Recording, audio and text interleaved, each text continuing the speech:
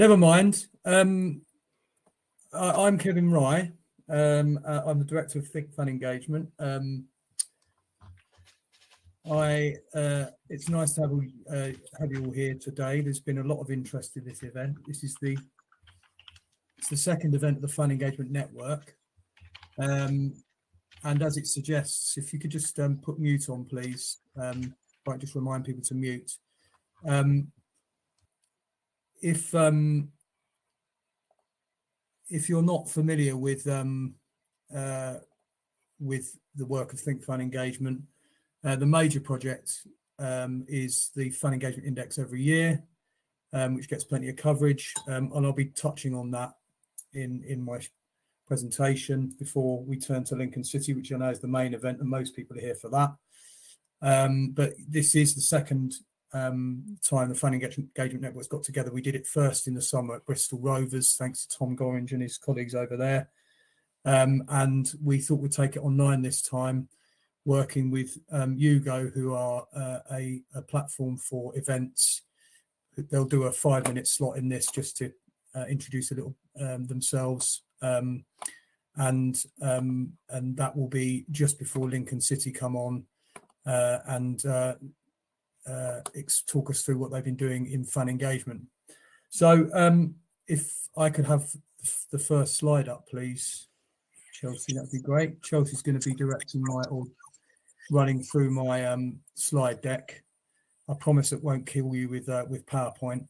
In terms of the running order, just so you're aware, we've got the running order, which is obviously you're all coming in now. There's a presentation from me. If you could just put that slide up for me, Chelsea. Then we looking at what's happening in fun engagement at the moment. We are obviously looking at English football because it's very specific.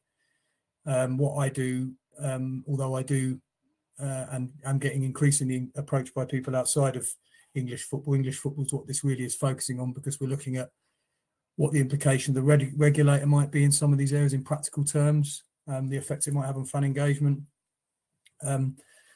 Then we'll have some questions and any discussion. If you've got any questions, do put them in the chat. If they're relevant at that moment where I'm doing the slide and I can fit it in, I'll try and address it. But ostensibly, I'll be doing those at the end of my presentation. There's a Q&A, specific Q&A slot there within the chat. There's a chat box and then there's a Q&A box. So if you bung them in the Q&A box, that'd be good, please. Then Hugo will be just introducing themselves briefly, and then we'll be looking at fun engagement at Lincoln City. Then we'll have questions and discussion. We can carry on talking about all sorts of topics around this area, and then we'll wrap up. We'll be finished by the latest by 2:30. So first of all, just an introduction to me. Next slide, please, Chelsea. My background is I'm one of these people who stumbled into football purely because I was involved in my own failure, if you like, at Wimbledon, and in trying to prevent what obviously we all know happened. I ended up spending a year of my life, like a lot of my fellow fans did, trying to stop the club being the league place being given away, but that didn't happen. I was involved in the early days of AFC Wimbledon. I'm back now as a director of the Dons Trust, the owners of AFC Wimbledon, as well, in my spare time because I'm not busy enough. I've got a couple of decades now. I didn't want to write decades on there because it made me feel really old, but I suppose I am. And working across football, moving through, if you like, from fan activism into working with clubs, leagues, working for Supporters Direct, helping to set up SD Europe, and then in 2015 beginning to work on my own as a consultant, and then establishing Think Fun Engagement. And I also teach football business and media at UCFB at Wembley, and professionally I'm part of the CIPR and the Royal Society for the Arts as well, for my sins. CIPR is the Chartered Institute of Public Relations. So if we just look at what's happening in fun engagement in English football, I thought I'd just kind of take people through a quick trip. I suppose it's in many respects my career, because it's kind of mirrored the changes, and I've been working through those changes in English football from, in many respects, the dark days where, if you look in the past, if you could just stick that slide up there. Yeah. So in the past, it was a fairly straightforward thing in one respect, in that clubs just put matches on and fans turned up. But the problem was, it tended to be that, beg your pardon, fans might have complained, were ignored, but they kept coming back. And also, really, clubs were left to their own devices. Largely, we didn't really have regulation. I remember when I was at Supporters Direct, I remember looking in the handbook for regulations in any area, particularly financial regulation. At some point, there was one regulation to do with the payment of debts or some such. And certainly the regulations around the relationship between fans and clubs were non-existent. And clubs did become very detached over time, and poor decisions became opposed by fans. They would campaign against them. You would have the fanzine culture, which would be often it would be amusing, but beneath it would be a very, very stark message that perhaps the club was in danger. And that was very much my world for a long time. And fans did what people do when they feel that something they care about is threatened, whether it's, in this case, a football club or anything else. It could be a library or a swimming pool. They organise, oppose, lobby, and quite often achieve change. Some administrators and owners, we know, did listen. And I remember sitting with Lord Marwini when he came along in about 2006 or so. I can't remember the exact date. People like him did embrace the idea of becoming more accountable and open, and change the way that the Football League behaved towards supporters, particularly. But often these changes didn't happen quick enough, and I think sometimes we forget that when people complain that things haven't changed enough, I think we forget just how far things have come. But the problem with a lot of it has always been that it's very piecemeal. And what you've got is we know football clubs are more like a mixture of a library, a temple, or church, a cinema, a restaurant. They're very complex in that sense, and that they need to operate in a distinct way. And that wasn't where football was going. And it's also worth adding that in learning how to do this properly and learning how clubs should operate in this world, I think we should look outside of football, but I think we should also be very mindful, for example, not to continually refer to the US model of sport, which is very different. We can learn from them. We can learn certainly how to treat fans in respect of their function as a customer, because they are a customer in one respect, but their reason for being a customer is illogical and is based on their relationship with a football club, which is very different. But I think we have to be very mindful to remember that the US operates on a franchise system, and that places limits on what we can learn from them, because that relationship is very tethered in this country. Just at the sort of present, on the next slide is when it came to and has come to change, we all know where we've ended up, and that's with the independent regulator, because change was too slow. That constant piecemeal change and a lot of politics, if I can put it bluntly, being played with this critical area of football, has led to government intervention. And we know that, and we know that there is going to be a regulator. All the huff and puff that comes from people that oppose it really in the end matters naught, because the Conservatives are committed and so are Labour. And those are the only two who really have an opportunity of government next time round. Football is no ordinary business. It's been said for years. And we're now in a position where fan engagement, and I mean by that relationship between the two, between the fans and the owners of the football club and the club itself, there's now a business case for that, and better dialogue and listening is needed. We know that. We can see that developing. clubs have to operate with more transparency of decision making as standard. That is now something that to not do that is deemed unacceptable. And as far as what is acceptable and what works, things like the Fan Engagement Index have helped to frame that.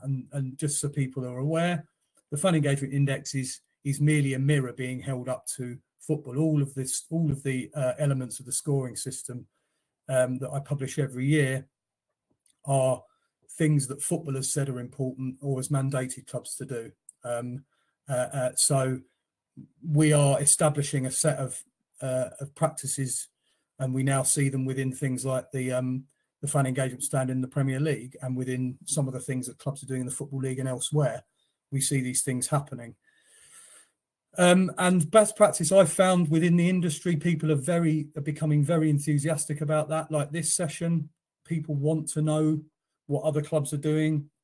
They want those barriers to drop. People want to be much more open in what they're sharing. And I'm increasingly dealing with people outside of English football as well. And there's a genuine desire to place this at the centre in football clubs, because ultimately the business is revolving, yes, around the action on the pitch, but the only reason the action on the pitch is possible is because of the fans who are sustaining it year after year. So there's an appreciation of that, and it's very pleasing to see it. And one thing I'm very pleased about is that it means that people who are delivering that week after week are getting more recognition, and I hope that continues, because those roles are absolutely fundamental. Future, and I'm it's a bit of a guessing game with all these things, but I think we can see it developing, is that there will be some kind of framework around fan engagement, how it's delivered. We know that leagues will almost certainly continue to be really important in how fan engagement is structured at football clubs, and clubs themselves will be probably mandated much more to do many more things, to have more structure. But I think they're beginning to understand the point that dialogue should be meaningful, and that if you don't understand that dialogue is a word that means that you're prepared to change, then it's a meaningless phrase. And I think we're beyond that now. I'm getting that sense that we are. And actually, the argument is very persuasive, because if you do it successfully, it effectively creates a feedback loop.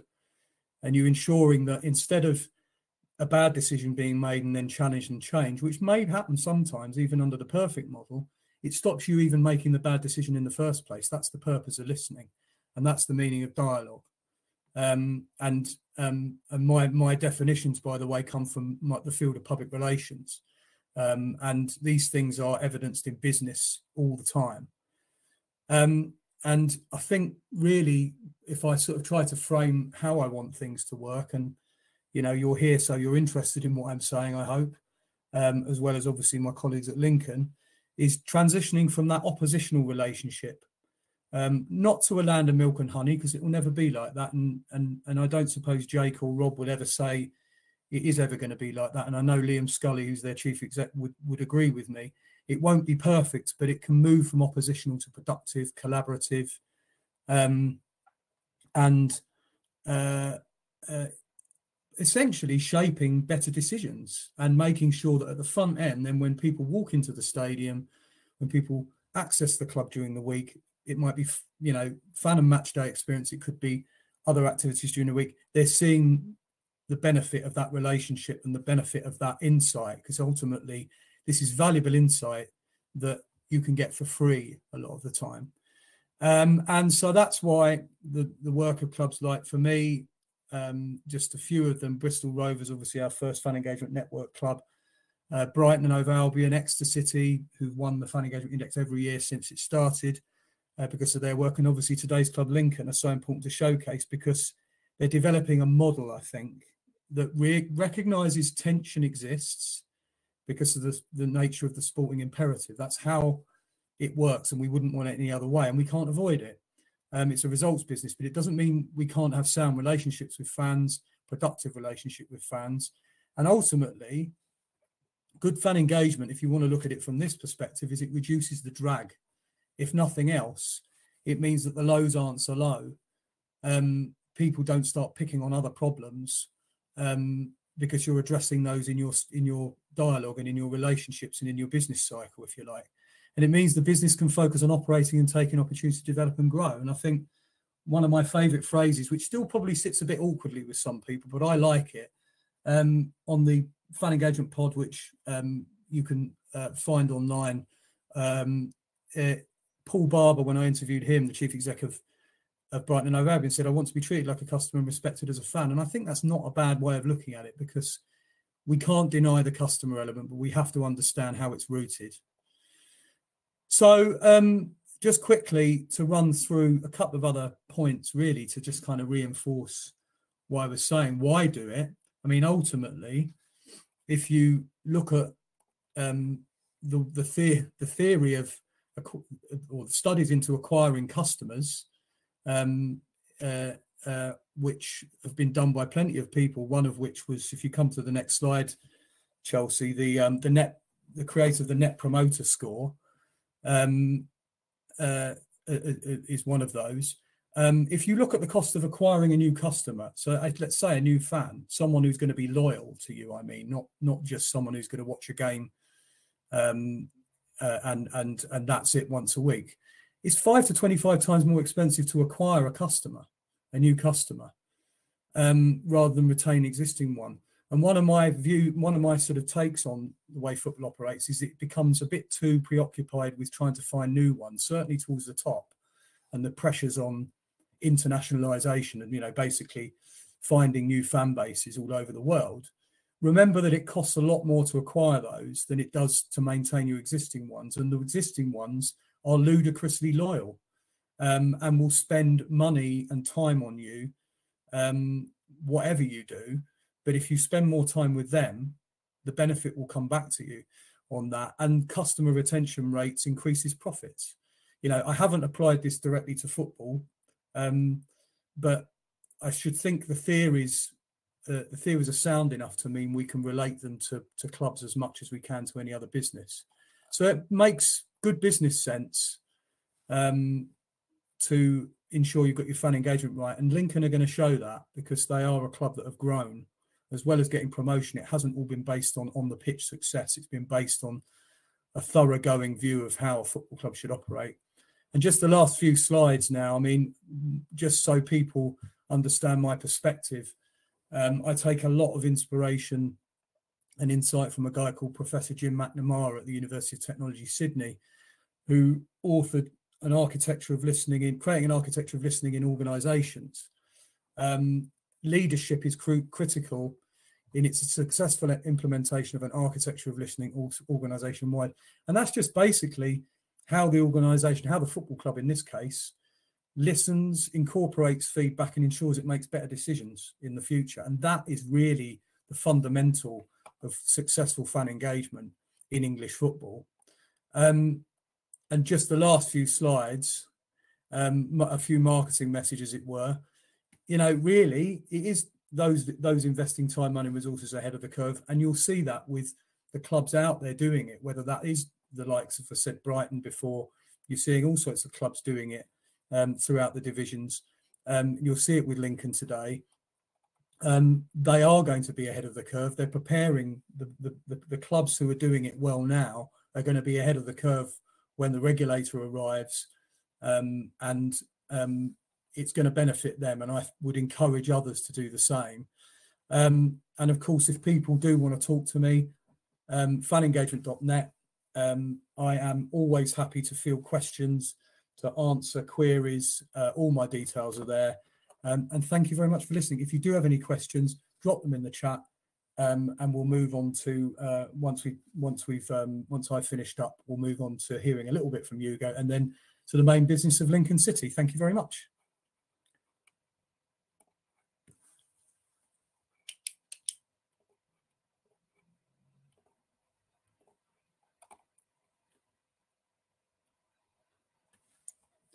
Okay, so I think what we'll do is, if we just go straight to we'll have bring in Rob from Hugo, and he can just talk about the platform a little bit. Can I just encourage people? I know people can be a bit shy.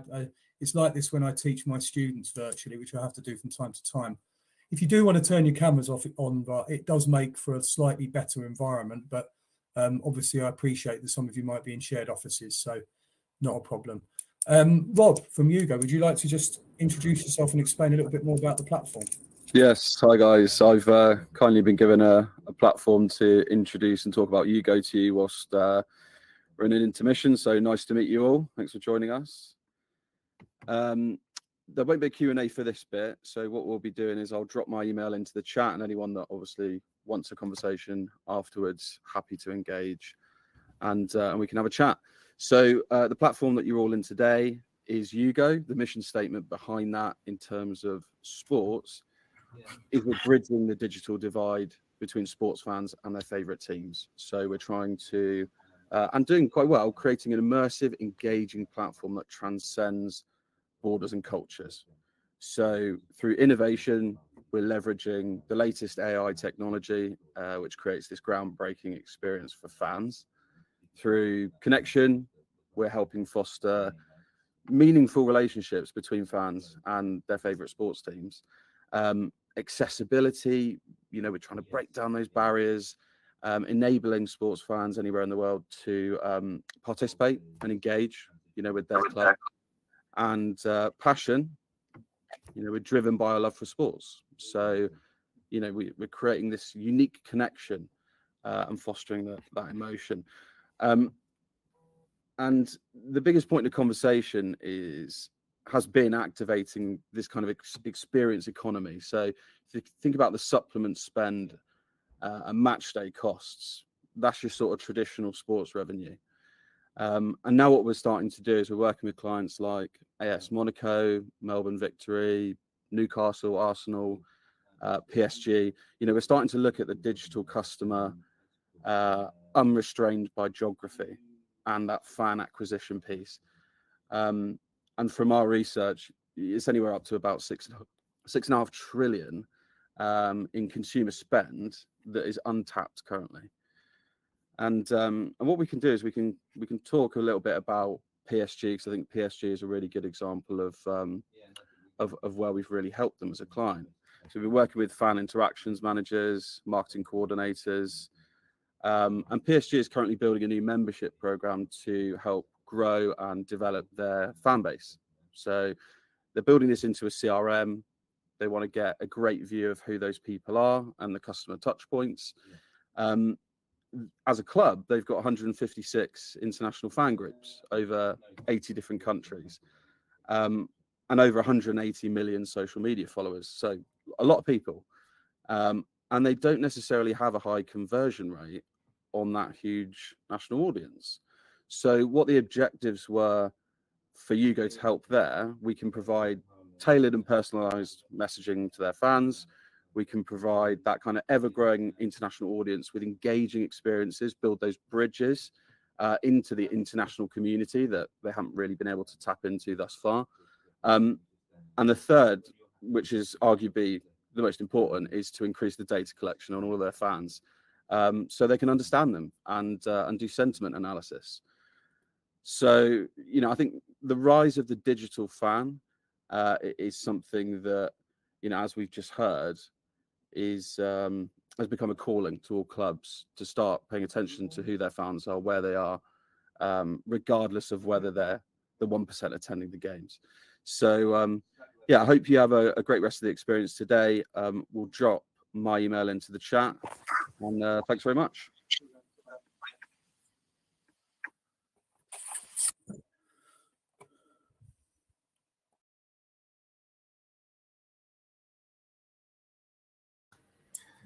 Well, thank you.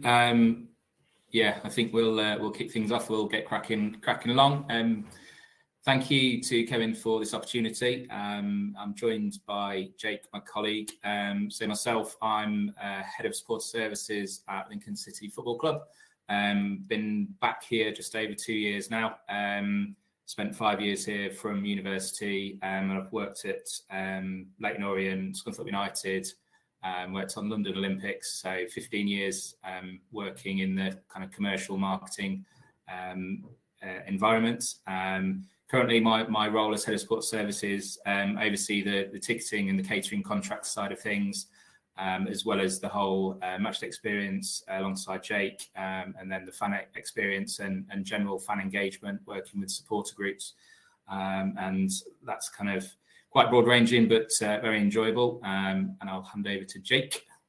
Thank you, Rob. Hi, guys. Yep, as Rob mentioned, Jake Longworth, Head of Marketing and Retail. I've been at Lincoln for over 8 years now, so I've seen quite a rise at the club.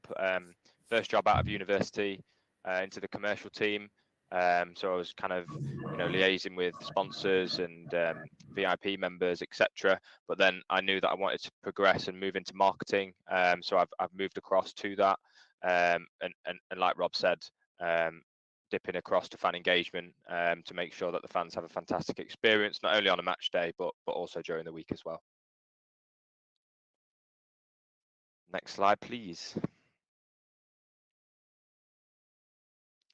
Yeah, so just to give you guys a little bit of a brief history in our recent journey, we were relegated from the EFL in 2010, 2011.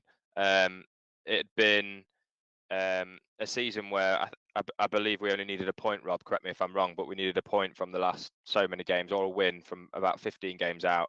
Didn't happen. We dropped into the National League, which wasn't great for us. During those, we were averaging crowds of around 3,500, but then the crowds dropped significantly once we dropped into the National League, and we spent 6 long years down there. It all kind of changed 2016-17 in that summer. Our current chairman, Clive Nates, joined the club. Danny Cowley and Nicky Cowley were appointed as manager and assistant, and it kind of all changed from there, really. That National League season was unbelievable, really. Won the league, had a good battle with Forest Green and Tranmere Rovers that season, and we're also in the FA Cup quarter-final, where we'd beaten many opposition that were much higher than us, the likes of Ipswich, who were Championship at the time, Brighton, who were Championship, and then we went to Turf Moor, who I think Burnley had only lost 1 game at home that season against Chelsea, and somehow we managed to win. Apologies, my light's gone off in my room. Yeah, we somehow managed to win. Got through to the quarterfinals, 8,000 imps at Arsenal. It was unbelievable. We had an unbelievable journey. First team in 100 years that from the non-league period, non-league era, to get to that stage of the competition. So that kind of did change a lot for us. We did average crowds of just over 5,000 with regular sellouts towards the end. Dipping into the EFL, we were in our first season back. We managed to get to the playoffs, and we lost to Exeter actually in the playoffs that year, but we did get to Wembley, and we managed to. That was our first ever trip to Wembley actually, and we won the Checkatrade Trophy. So we have had a decent period of success. The following season, we managed to win League Two with average crowds of 9,006, which were really good. The fans were really on board, and yeah, we've had some really good success there. During the 2021 season as well, it's worth noting that we managed to get to the League One playoff final. We lost to Blackpool. We were 1 game away from the Championship, which would have been a meteoric rise, but unfortunately, it was just a step too far for us. We obviously had no crowds that season during COVID, but we did our best to engage with the fans. A good example I can give you is just like regular communication from us, open letters from Clive Nates addressing the fans, putting them first, telling the fans to put themselves first when requesting refunds, etc., for season tickets and for seasons that were curtailed, etc. We just made sure that we were looking after the fans, and they really appreciated that, and they've stuck with us a lot since. We've had quite a few seasons now at League One level. This is our 5th season currently. We've had finishes of 17th and 11th in recent years. And as I mentioned, it's the longest spell we've had at this level in 4 decades. So it's been a decent, more than decent rise for the club during that period. And currently we sit in 9th in League One with an outside chance of making the top 6, but you never know. But that's kind of a real brief history of the club and where we've been sort of over the last kind of 10, 15 years. Next slide, please. Yeah, I mean, we kind of highlighted there that Clive Nates, the current chair, his appointment back in 2016, and kind of he's South African for those that don't know. His vague connection with Lincoln City was he's an Everton fan, and back in I think it was the early 2000s, there was a very tenuous partnership link between the two clubs that didn't last very long at all, and he's been kind of following them since then. But yeah, he's come on board, and although he's an overseas investor, he gets the community element of football clubs. He's a custodian, and kind of I think that's where the fan engagement journey and successes we've had really began, and where we're at now. So just the medium-term board strategy from 2018. There's just a quote in there from it, just highlighting the due diligence and governance, high-level priorities, and kind of trying to run the football club the right way. And that was a 5-year plan. They've just redone a new one for this summer, and the quote there from the August one: decisions will always be made for the long-term benefit. And just on the right-hand side there, that's our current medium-term strategy. So kind of at the core of that is win, develop. So winning games of football and developing talent. So you can see the kind of usual, the football side, social impact with the community side, the stakeholder side. But a key part of that is fan engagement, and kind of equates there to pretty much 25% of strategy. The focus is there on fan engagement, and there's 3 pillars there that are kind of highlighted. If you can move on to the next slide, please. So yeah, we've kind of, as I say, the board have got kind of the 3 pillars. So it's looking at experiences and memories. So match day memories. So I've just dropped in there our fan engagement activities. This is taken from our fan engagement plan for 2023-24. So this is something Premier League clubs have brought in this season. The EFL will be following suit. I'm fairly certain of that all clubs will have to produce a fan engagement plan. So we've kind of already got one in place for this year, which we're working towards. So there's a few examples just on the right hand side of how we've used these pillars to kind of fit into the activities that we do. So we are going to touch on them in a bit more detail about what we do in a couple of slides on. But just to highlight there, the experiences and memories, communication and collaboration, very much listening, a key part of that, and the product and value. So we do use a lot of benchmarking for other clubs and kind of taking ideas from other people, using Kevin's fan engagement index to kind of benchmark where we are against other clubs and what things we're doing well, what things we can improve upon. And we're always looking at innovation. And just on the bottom of the fan engagement activities there, KPIs, key for any business. We've got KPIs around fan engagement. So you see some of those highlighted there that staff at the club are responsible for working towards and achieving. I'll hand over to Jake just to talk about that. The first slide, the first column really, the fan experiences and memories and our matchday experience. Cool. Next slide, please. Yeah, so in terms of a matchday experience, this is us putting fans first. One thing we did create when we moved into the league was a really vibrant fan village. So we took inspiration from other clubs. I know Ipswich have a great one on their 3G, and we've seen some other great ones around the country when we visited away ends. And like basically ours was a car park, and we've turned that car park into a bit of a carnival. So we've filled it full of kids' activities. So we've got a giant inflatable in there where kids are shooting into a goal. We have Poacher, the mascot, interacting with kids. We have archery. We have face painting. There's so many different kind of things that we want to bring in to kind of make their day. There's a wide variety of food and drink as well. So there's all sorts of different cuisines that we've got in there. We've also got your local beers and literally everything for everyone. We open up the 3G for the opportunity for kids just to go on and have a kickabout before the game. We also have we have music in there with a DJ, We also have kind of a guy on there on the PA with former players, you know, that have played for Lincoln over the years, just being interviewed in front of like crowds. So there's something for everyone. So whether you're 70 or whether you're 6, there's something for you in the fan village. Another thing to note as well is that we always welcome away fans into there. We want as many of our fans and away fans integrating as much as possible. The days of the enemy, us against them, is kind of gone. We want to create this family-friendly environment, and that's what we've done with our fan village. We've also got a den called Poacher's Den. Poacher's our mascot, and you know, we've got Xbox consoles in there, table tennis in there, various little bits that just kind of, you know, can really make a kids match day.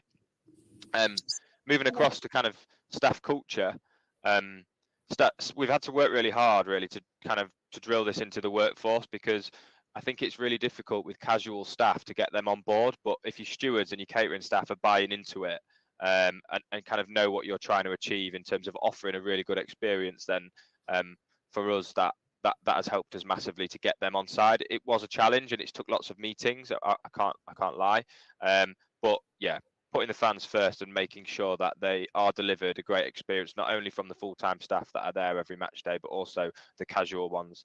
You will have challenges with staff that are, you know, sent in from other clubs, etc.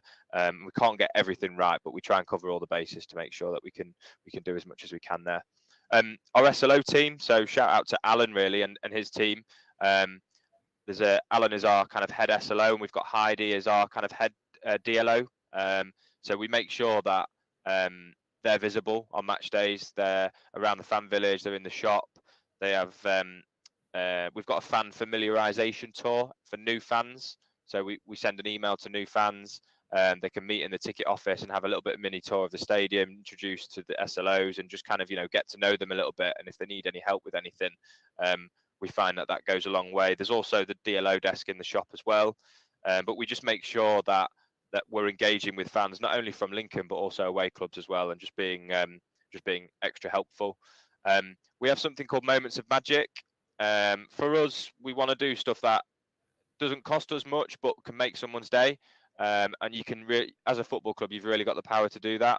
So, for example, on that screen there, you can see the kids there that we've invited onto the pitch pre-game just to paint the penalty spot, which is just a nice bit of engagement where the groundsman just takes them on. They have a nice picture, and then they've got a memory for a lifetime. Then we do lots of things like that, including you know, kids putting the corner flags out, bringing people down to sit in the dugout where the head coach would sit, etc. So there's lots of stuff that you can do there to make sure that you're engaging with fans and creating memories for them.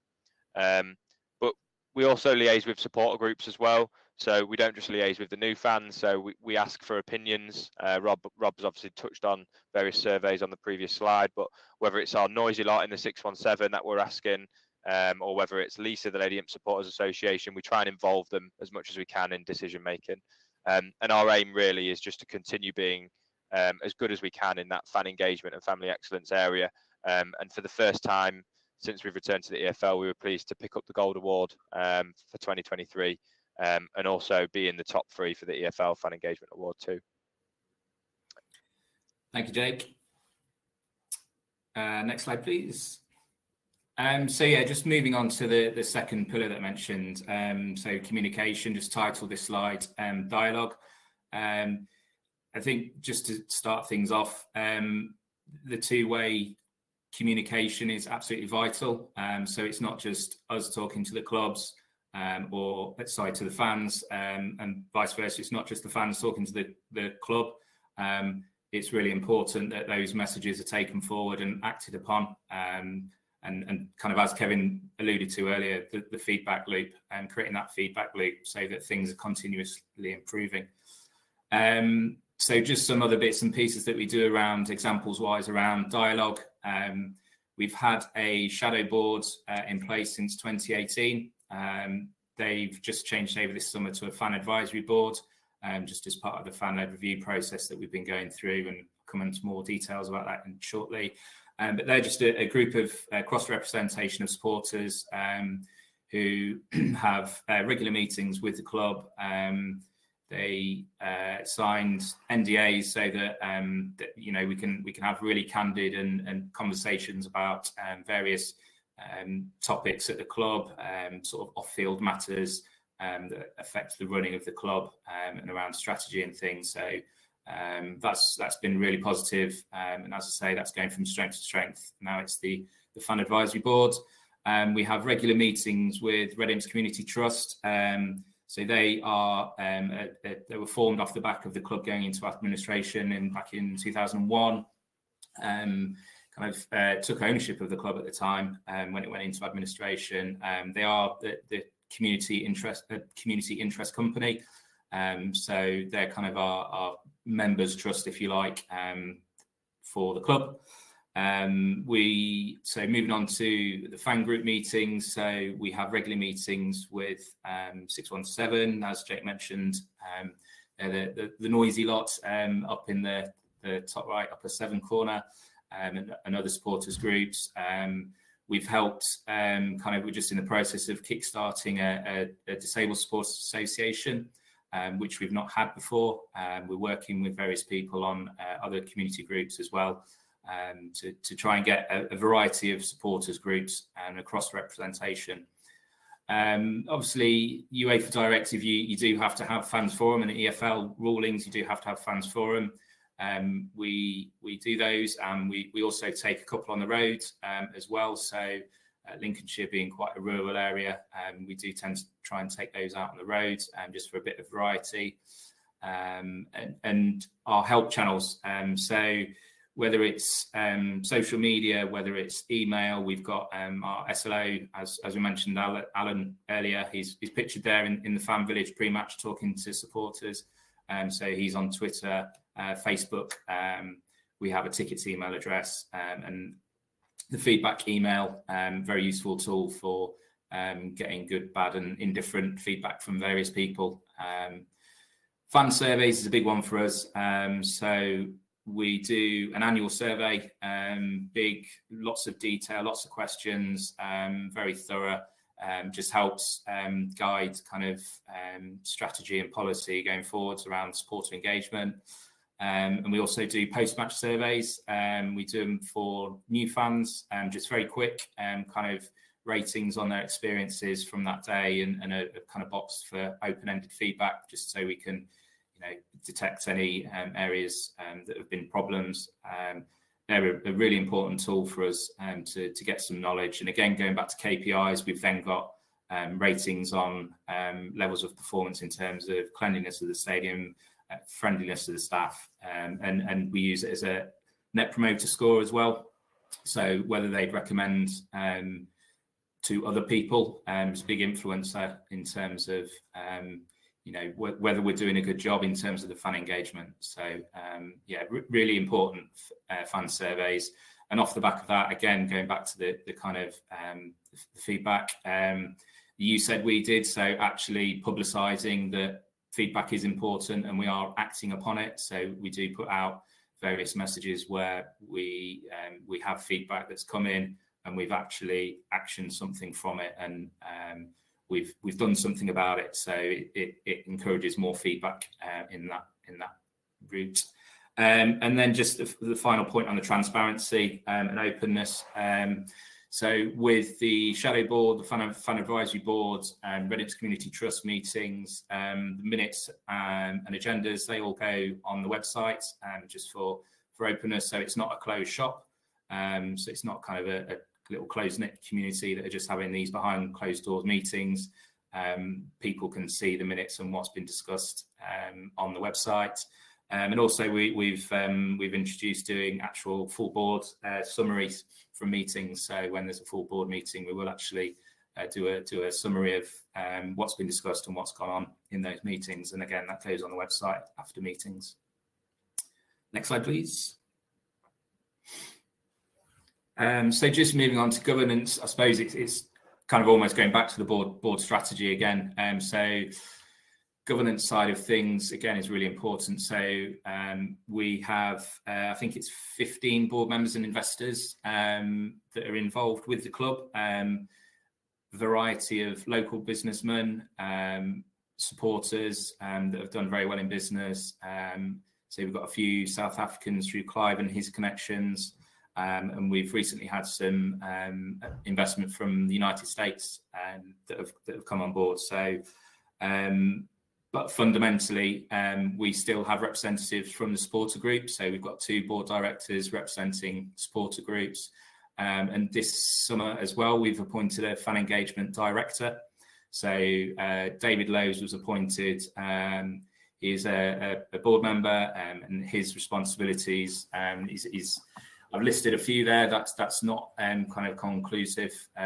He does do other bits and pieces around the fan engagement, but some touched on it briefly earlier. The annual fan engagement plan that we've drawn up this year and reporting to board on all activities.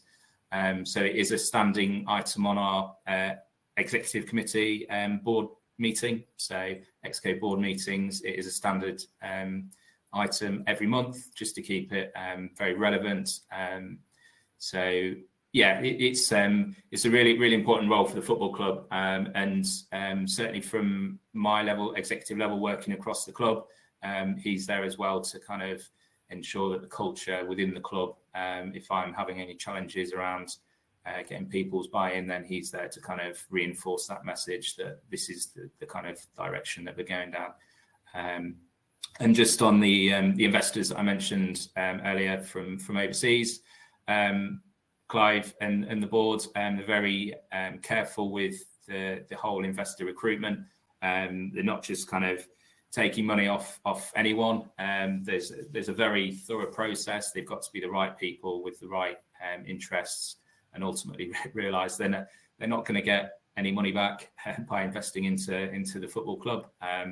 It is very much investing into the club for the benefit of the community and the club. So really important one. They are, to compete at the level we're competing at with the crowds we get. It's a tough ask, and we do need that investment from the board members each year. But that recruitment is really important to Clive and the board, the current board, that they get that right. So just an example of dialogue and governance in action. If we can go to the next slide, please. The fan-led review, obviously been very topical in the news over the last, 18, longer than that really. So the board decided that, it was very important that we acted upon it. So they set up a working group in September 22. And again, cross-representation of the supporter base. So we've got faraway fan representation, we've got Lady Imps, Shadow Board members on there, Disabled Supporters Association, 617, a variety from across the supporter base, and not just from the Shadow Board. So it was important that we got different people involved in that. And what they've been doing over that period, they've been meeting regularly just to review Tracy Crouch's fan-led review report. And basically getting the club ready for any independent regulation that might come in. So that's kind of getting closer and closer now. So we're kind of ahead of the curve in that respect. And I think what we found from the fan-led review, in the conversations and regular meetings that have been going on, we've certainly improved the supporter working relations. And not only that, we've improved the effectiveness of fan groups, including their own governments.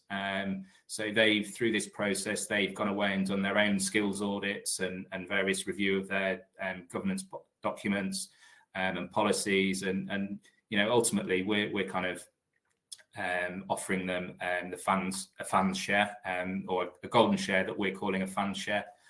So if we can move on to the next slide, please.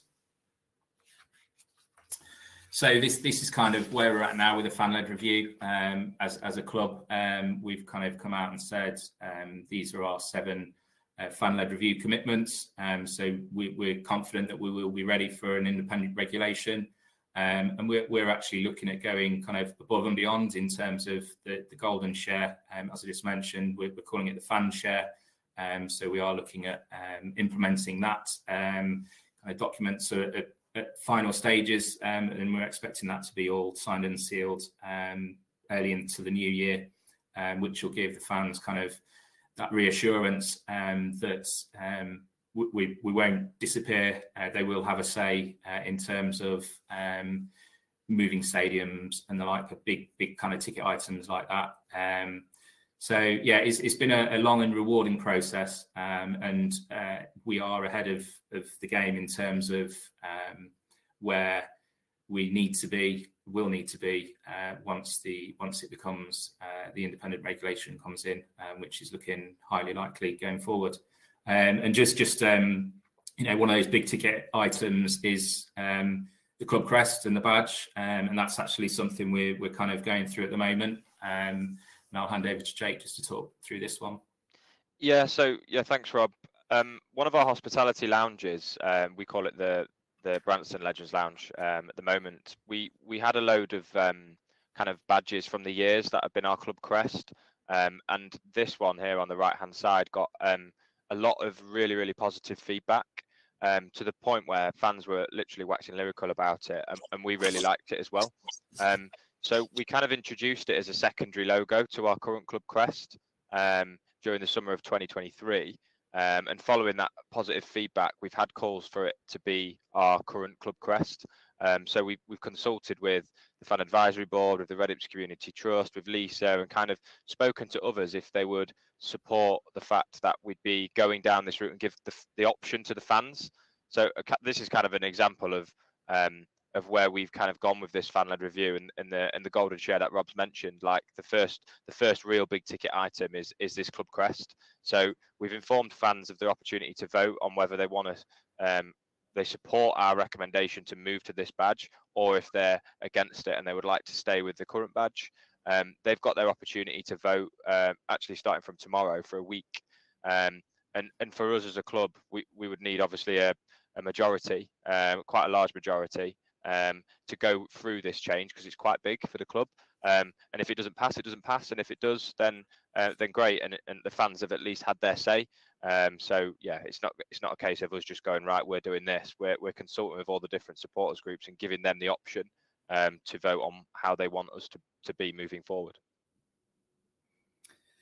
Yeah. So, and then I think just a final slide, really, just to summarise the kind of key points that we feel.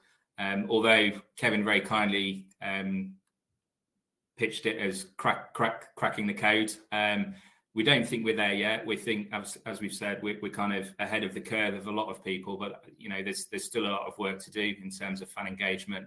But I think that the key things at Lincoln City have been the board level support is been really important.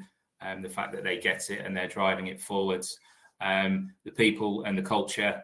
So we've got a really good team here that they buy into the whole aspect of fan engagement, and the team have built up that culture over the last in particular 5 years or so.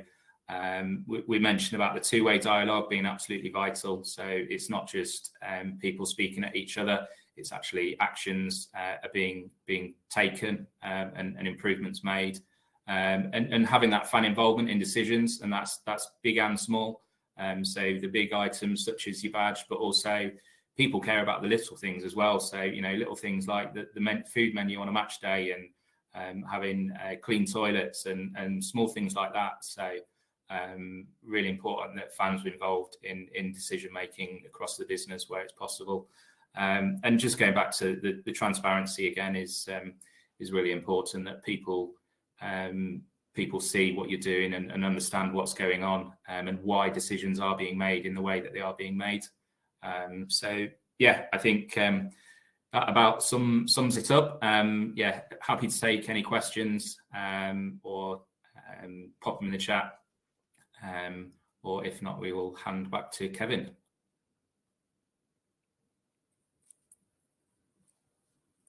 I think everyone's being a bit shy, but that's fine, because we have actually hit them with a lot of information, I think.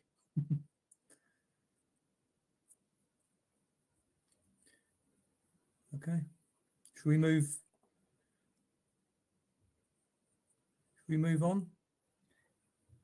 Yeah, I mean, Jake and I are both on LinkedIn. So if anyone wants any follow-up questions, then happy to field any that way. Okay. Thanks, both of you. So I feel like some kind of this is some kind of Big Brother type of film. We have got another 20 minutes or so allocated, but to be honest, if people don't have any questions, that's perfectly okay. We don't need to force the issue. It's the first time we've tried a virtual event, so it's a little bit of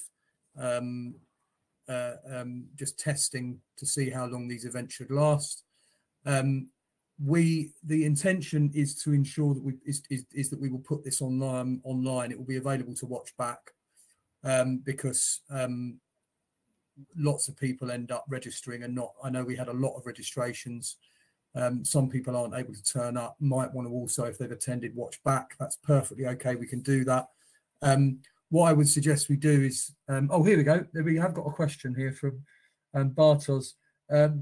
So what does the process of creating a shadow board in a football club look like? If I just quickly address one thing and then I'll pass this on to Rob.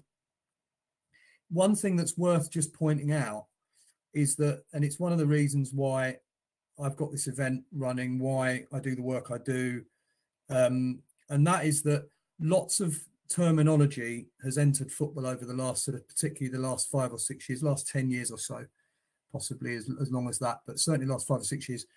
And a lot of the terminology has a habit of changing depending on what regulation gets adopted by which competition, which league, the Premier League, the EFL particularly. The important thing really, I think, is always to emphasise what the purpose of it is. And whilst there will be additional differences to the fan advisory boards that establish themselves, lots of the time if you're moving from a shadow board to a fan advisory board, it's essentially a mechanism to help ensure the club remains transparent in what it does and is held accountable, and that decisions can be properly scrutinised. And whilst some of the names might change and some of the specificities around the specifics around the model you're using now, the fan advisory board will change, the general principle is still the same. It's about holding clubs accountable. So it's just worth making that point, because I think the terminology is changing a lot, and it can get a bit confusing. But Rob, I'll just hand that over to you to deal with, please.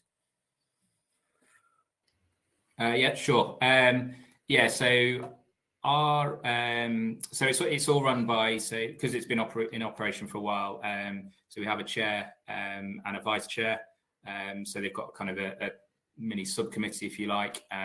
So when positions become available, it will go out on the website, and they'll kind of applications go out as you would for a normal job, if you like. So they do request CV, covering letter, along with nominations from fellow supporters.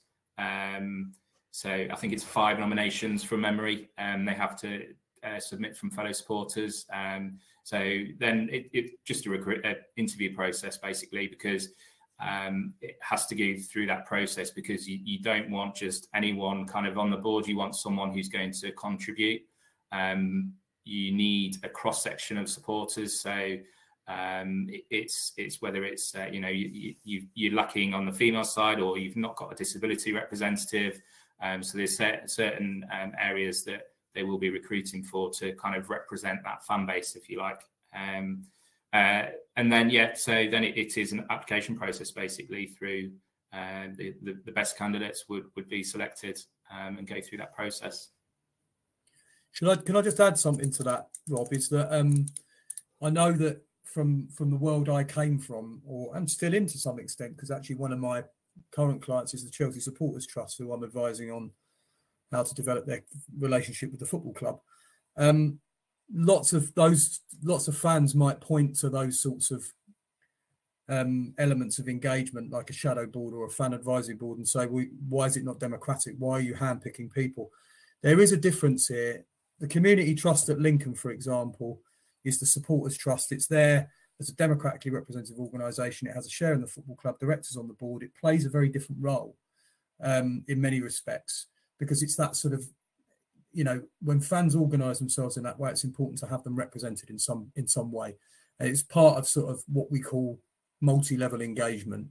It plays a role of a kind of, to some degree, it's part owner, it's part pressure group to some extent. There is an element of that about them, and it's that sort of keeping football clubs honest in that kind of more traditional way, if you like.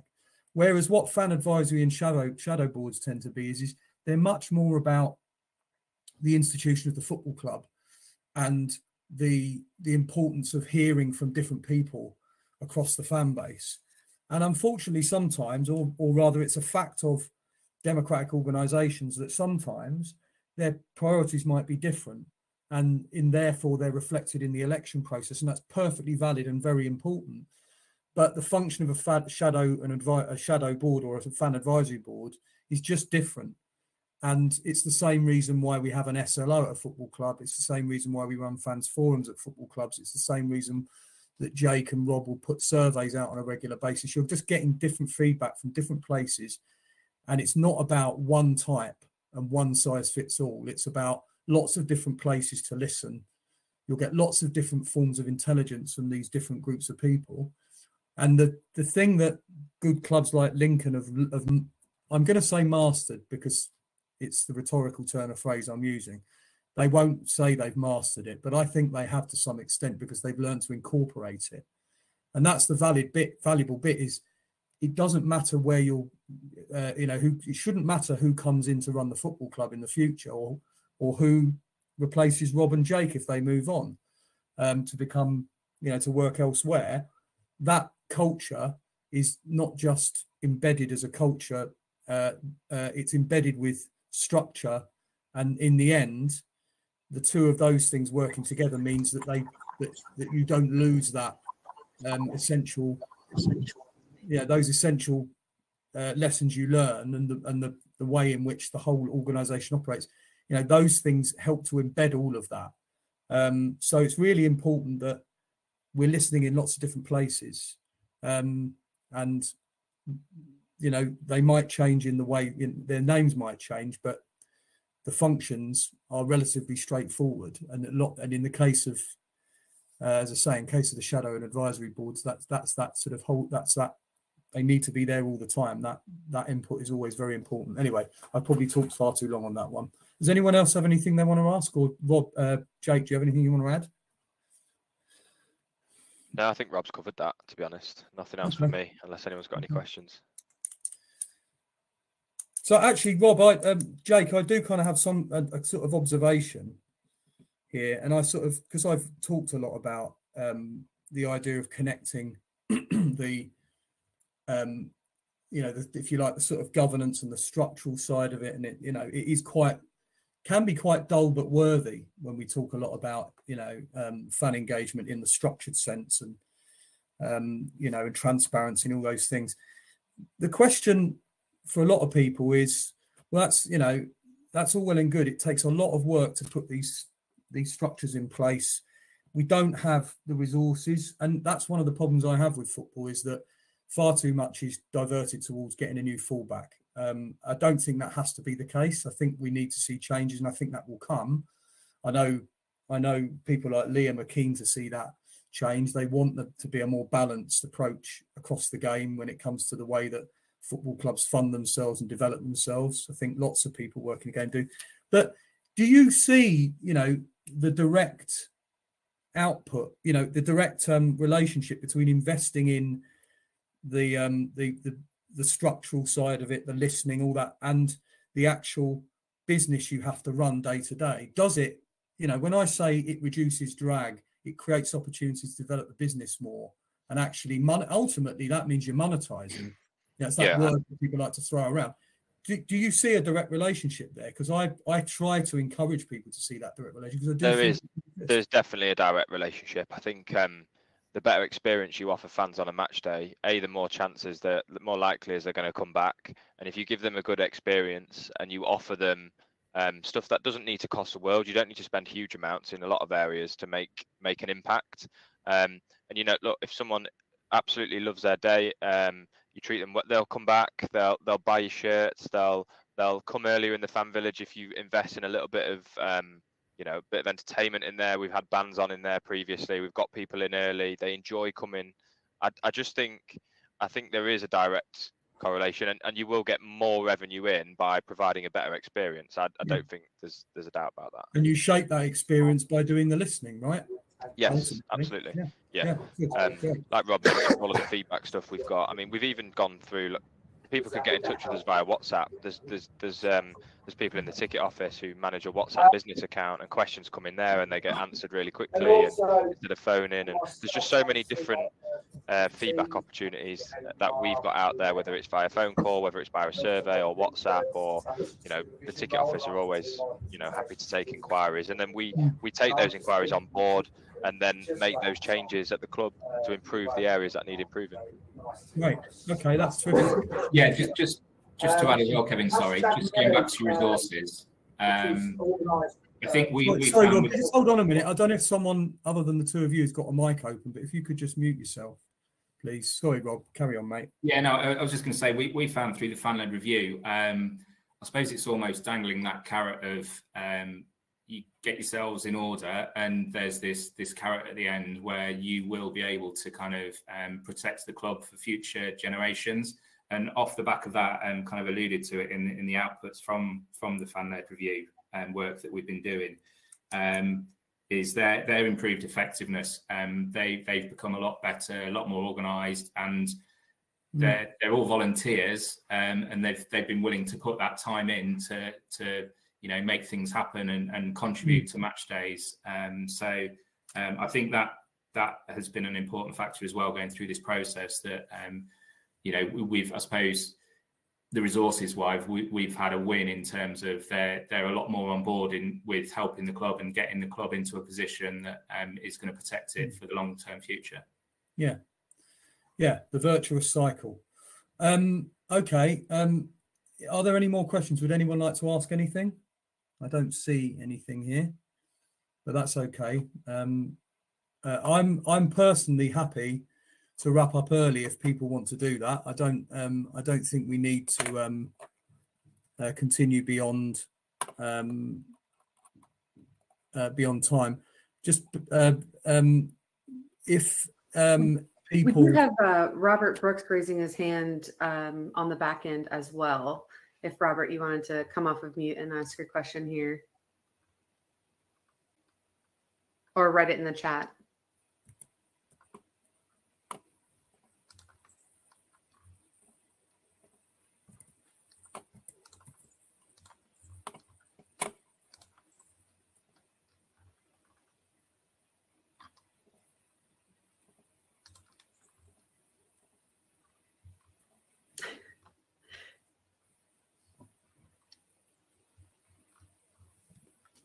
Yes, no, maybe so. I think he's typing probably. Okay. Oh, it looks like I can't actually unmute him on my end. I think there's an issue on that side. So if you want to type your chat, that might be best, Robert.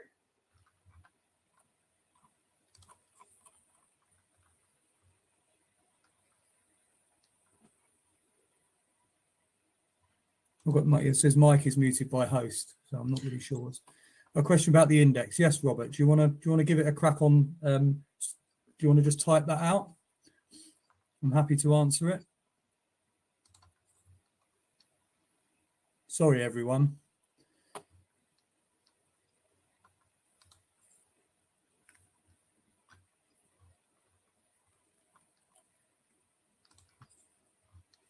We're just in the process of putting that together. I think.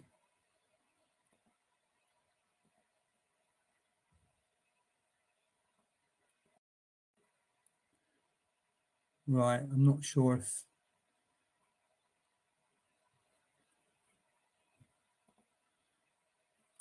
sorry about this, everyone. These things sometimes happen. Rob, are you still typing the question, mate? Yeah. Right. So Robert, let me just quickly. I'm not sure which club you're from. I'm just looking to see here. Hang on. I don't have any record of which club you're with without the index being in front of me. But it was about Sheffield Wednesday. Yeah, Robert. When it comes to, I mean, look, I'll answer in generality and then I'll answer specifically.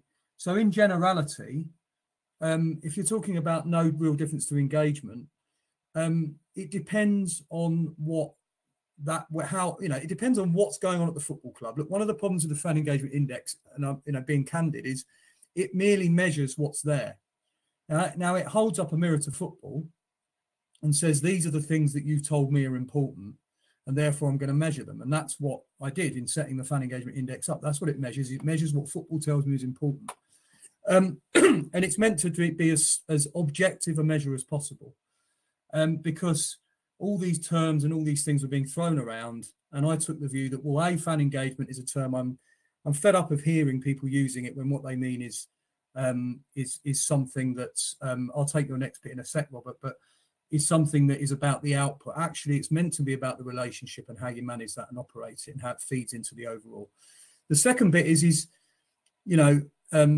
it does also depend what the culture at the club is like at the time. And I made the point about leadership, and it's not always easy to implement something if the culture perhaps isn't ready for it, or it might be that that the leadership isn't ready for it.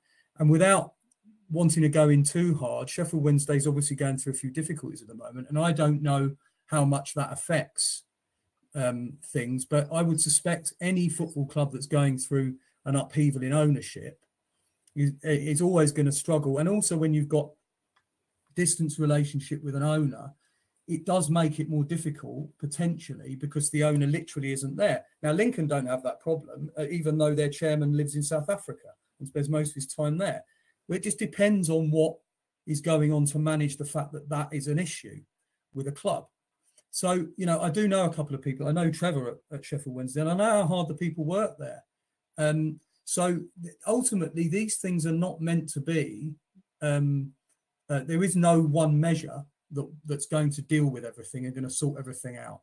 And it has a lot to do with the culture. It has a lot to do with the leadership. It has a lot to do with the willingness of fans to engage. Sometimes one of the problems can be in football clubs that the fan base, put it bluntly, isn't mature enough, or the representative organisations aren't working properly. And the interesting bit from Lincoln there was actually, as Rob said, it's actually made the representative organisations and the support representatives work on themselves and improve what they do. And I think that's really important, actually. It's always been an important part of the process, is the organisations have to be prepared, the support representatives have to be prepared to up their game sometimes. And, I can't really say more about Wednesday than that, but it could be lots of those things. As far as actually how you run an advisory panel, I think a lot of the time they can turn into talking shops. I do think it's quite important that, yes, output should be, you have basically a set of standing actions and standing things that you ask about and you discuss, which might be match day, they might be about governance, because I think we have to look at that and how the club finances are and those kinds of things. But I do think, the manner in which they're set up can be very important too. So there are all sorts. I mean, I'd be very happy to carry the conversation on offline, Robert, or rather via, if you want to drop me an email at kevin@fanengagement.net, very happy to talk a bit further about it. As I said, I know Wednesday a little bit because I know Trevor Braithwaite from conversations. But it is there's so many different elements involved in here. It's why I've set this event up. It's why I do what I do, because I think it's helpful to try and break some of that down into easier chunks, as it were. No, but as I said, the reason that the position in the index jumped is because the index is an objective measurement of fan engagement based on what football says is important, and so I'm measuring that. That it's not meant to be an automated system where you introduce something, because if you introduce something, it depends who's involved, it depends on the leadership of the football club, it depends on many things. You can't just expect one measure to improve you. And I've always been clear about that with the index. It's just one way of understanding how engagement works. If you're at the top on a regular basis, the likelihood is you are probably pretty good at it all the time, and it works its way into the culture. But often small movements in the table won't necessarily mean that you're actually improving in reality. All it's done is you've introduced a way of engaging. Is it being used well enough?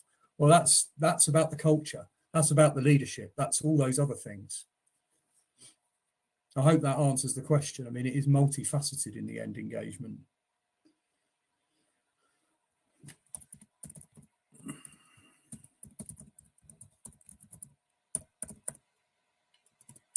I just stuck my email address in the, one of the email addresses in the chat. It's also kevin@fanengagement.net or hello@fanengagement.net. I'm very, very happy to talk. So we're kind of, no problem, Robert. And as I said, please drop me an email. I'm very happy to have a conversation about anything at all. So we're kind of heading on the wrap up, really. Chelsea, if you could stick that that final slide up, please, in my deck, that would be really useful, I think, just to kind of, just so we can close off the conversations and the meeting.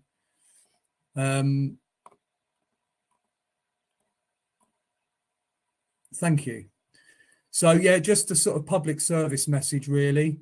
If you do want a conversation about any of the issues that came up, obviously drop the fellas at Lincoln a line. LinkedIn is always a great place. I'm using it increasingly, actually. I'm barely touching X or Twitter anymore, and I'm not sure Elon Musk is encouraging people to use his platform, certainly not advertisers. So I'm also available via LinkedIn, but also hello or kevin@fanengagement.net. My number's on there. And, you know, I work across the board. I work on the policy side. I work on advising football clubs and working with fan organisations. As I said, one of my current clients is Chelsea Supporters Trust. I'm interested in working with people who are trying to understand if they're coming in as owners or are there as owners and don't know how to get their head around these issues. And I do work with commercial businesses. I have partnerships with companies like Yugo. I've worked with other companies. So I'm always very happy to have a conversation and to see where it goes. So look, thank you very much, everyone, for attending today. I really hope it was useful. Sorry for the any technical difficulties we had there. Robert, sorry, from Wednesday about you not being able to actually ask a question properly. But we got there in the end. So thank you very much. And I will publish further details about this session being made public for people to be able to watch themselves. Okay, so thank you very much. Thanks all. Thank you. Thank you.